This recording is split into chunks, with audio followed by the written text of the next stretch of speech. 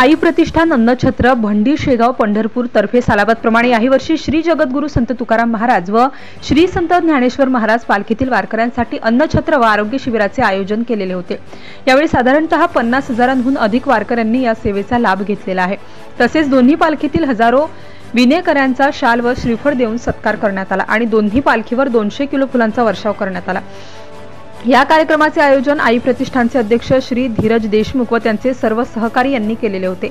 या सेवेसाठी महाराष्ट्राचे लाडके मुख्यमंत्री एकनाथजी शिंदे साहेबांचे स्वीय सहाय्यक श्री शशिकांत जाधव, जगद्गुरू तुकाराम महाराज पालखीचे अध्यक्ष नितीन मोरे, इनामदार महेश पाटील, अभिनेत्री Deepali Bhosale, doctor Sunita Patil, Vijay Bakde, advocate Ganesh Inamdar, Prataprao Patil, Vinod Madhavi, Santosh Salunkhe, doctor Santosh Bajaj, doctor Arun Gawande, Shashikant Patil, Rajabhau Mane, Abhijit Mane, Balaji Mane, Amol Kodak, Vishwajit Mane, Abhijit Bhosale, Ganesh Kawade, Shahrukh Shaikh, doctor Padmasing Mane, doctor Nikhil Bhosale आदी।